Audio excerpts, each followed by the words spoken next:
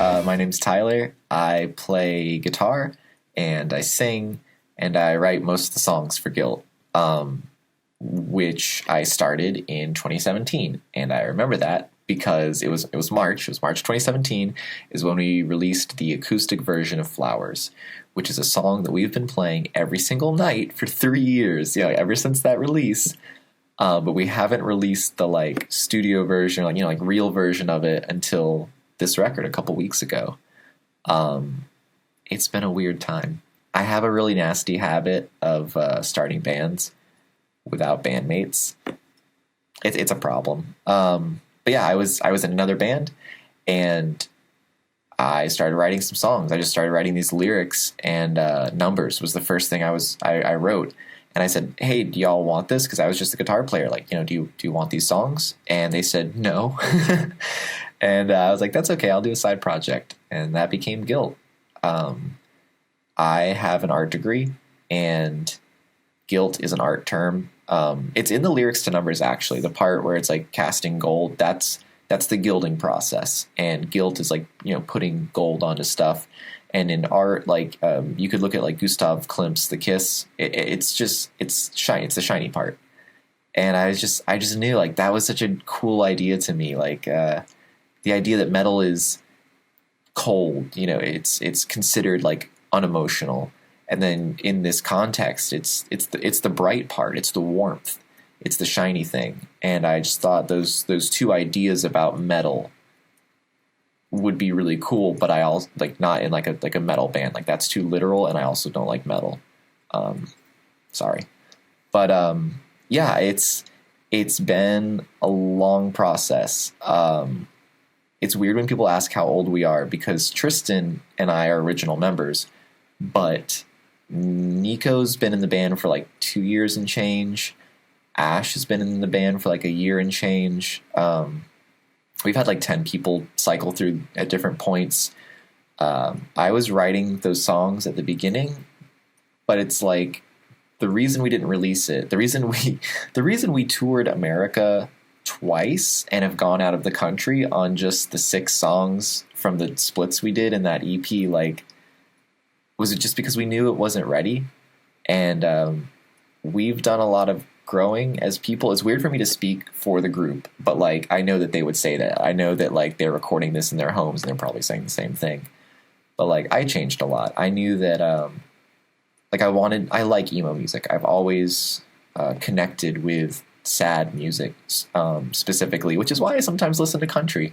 But I wasn't sure what I was sad about at the time. But a lot of stuff has come into focus since then. I think if you're from the South, you know that it's a very sparse place. It's a very culturally homogenous place. And I don't know. I didn't have a lot of friends when I was younger, and I went to college, but I don't feel like I allowed myself to be exposed to people. I was really nervous about people, and I didn't do a lot of growing. But during the process of being in the band, I got my mental health diagnosis, and I ended up realizing I'm non-binary, and a lot of other people in the band have gone through the same stuff. That's we went from just oh, we're going to be an emo band to we're the LGBT band, and we're mental health advocates, and we run charity festivals. It's this cause kind of just came forward as we learned about ourselves by doing it. This sounds really cheesy, and I know that it's also in a lot of the interviews we do, I just say oh, we just knew when the songs would be ready. That sounds very mystical and esoteric, but I have no other explanation, and I wish that I did. But I started making it, and then people started coming into the band, and they were changing and I was changing, and we were all kind of growing together. And some of us grew apart. Literally, that's one of the lyrics. But it was just a really organic process, which is not like me at all. If you know me or my mental health diagnosis, not at all. I don't like that. I like rules and boundaries. But that's how it happened. It's been 3 years for the band, but it's really only been 1-ish year for this iteration of it. And there's a reason why we didn't put out a record until now. Like the first thing we did, my mom didn't even let me actually use the dining room to record. I had to be halfway in my bedroom and halfway in the dining room so as not to take up too much space. And everything else we did in here, which looks cool, right? Like there's amps and there's like soundproofing stuff, and I got a lamp, 2 lamps. It's just my parents' garage. And like we put up drywall and we put in the insulation. Like the woodwork was like us. We built this, and it's really cool, and we're really lucky to have it. But we didn't have money to go into a studio, and we also knew that we weren't ready for it. So I guess that kind of worked out in our favor. So we just hopped in my dad's 1994 Chevy Astro, and off we went across America with like no material and very little concept of what we were doing, which I cannot suggest enough. Like, just do that.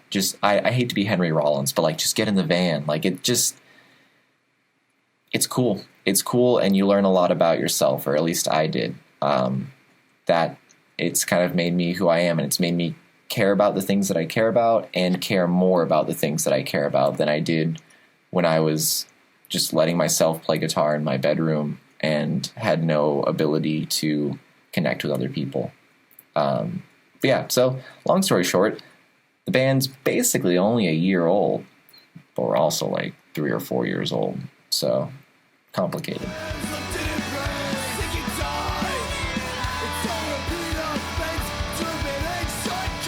In terms of artists that we'd like to collaborate or tour with, I imagine 2 dream scenarios of touring where we have one angry tour, and that would be with Gouge Away, without a doubt. And then we'd have the opposite end of the spectrum, which is a sad tour, which would be with Foxing or The World is a Beautiful Place. And then if we had a combination angry and sad tour, it would have to be Touche Amore.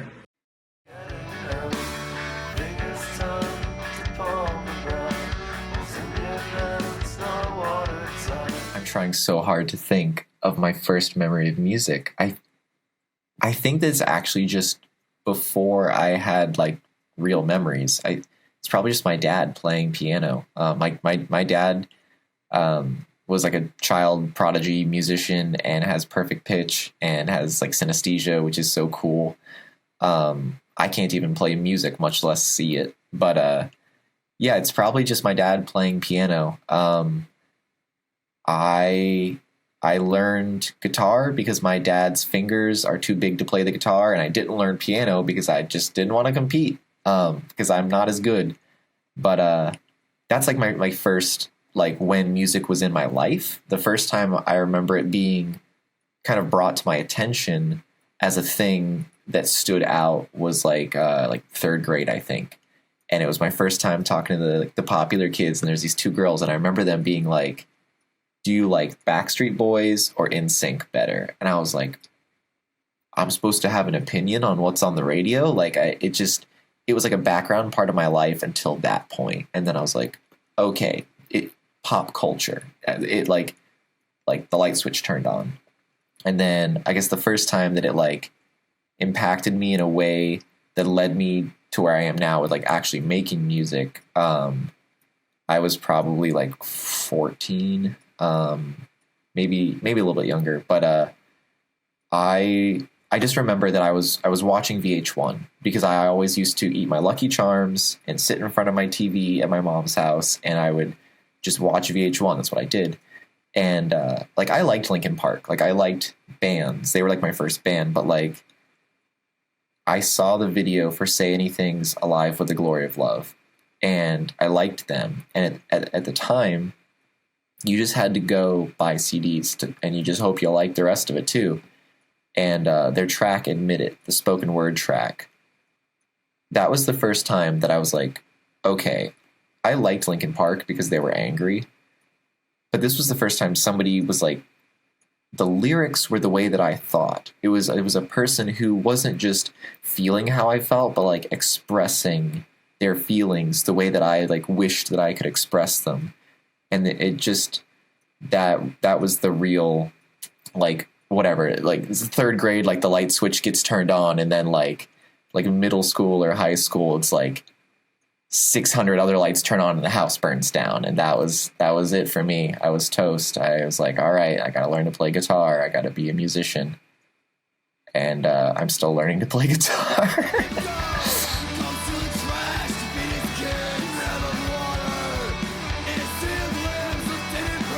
Okay, so this was a really hard question because I have a lot of favorite memories from live shows, and it was kind of hard to pick which one was my favorite. However, this one sticks out the most in my mind because I still like can see it vividly when I close my eyes. Like, so we were playing at a School of Rock showcase in North Carolina that was set up by our friends in Heckdang. So we were playing in front of a bunch of kids and their parents and being like, hey, like, y'all are like learning these instruments and wanting to be in a band, so here's a band that's gonna come and play for y'all. So we were like, this is so cool.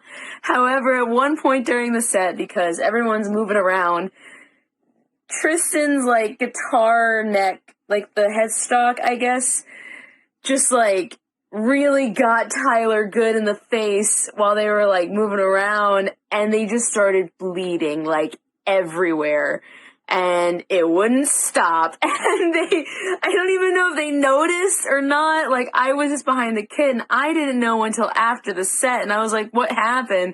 And just that was just really really memorable for those kids and those parents. They must have really went home with something, but they actually all thought it was cool, which I was like, what?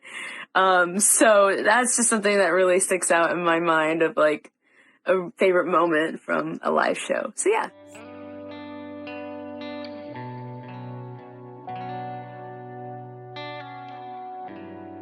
So one of the difficulties that we had with Ignore What's Missing was that it was actually our first full-length album. So not only is writing 12 songs a lot, but also the process of formatting every single song to kind of fit into one another. And then not only that, like having a good ending, but also like making sure that the mood stays consistent, or if it doesn't, like that it makes sense. It's not just like one sad song into a happy song. It's like one sad song into like a song that kind of gets you feeling a certain way, and then like an energetic song. And it took us quite some time actually to kind of format the album in a way that made us feel like it was more of an experience than it is just 12 songs one after the other. And I think that was something that was very important to us. We definitely have like band members that are like sit and listen to the entire album, and then we also have band members, myself mostly, that just like listening to one song and kind of skipping around all over the place. So it's definitely difficult and hard for me personally to kind of get into that mindset where it was just a mood that we were creating. There was a lot of fun times creating this album, because this album kind of formed after years of us being in the band together. So we were playing these songs every single day and kind of figuring out what worked and what didn't work. And one of the funnest things, I would say, or kind of funny things, is one day after we were recording for about 13 hours, we were in the middle of nowhere in Valdosta, Georgia, and we were tired, and we were coming back to the place that we were staying at. And the person had a very rambunctious kitten who liked to prey on our heads while we were sleeping. And this night specifically, like, he was out for blood and he kept trying to attack us, and we were so tired that I think at one point we all just like figured out that this was our fate and just had little kitten paws swiping at our heads while we were trying to sleep. And I definitely think that added to the exhaustion, like the silly exhaustion that we faced while recording an album in the shortest amount of time with the longest possible days. which in the moment was very exhausting, but looking back at it now, it was a little bit funny.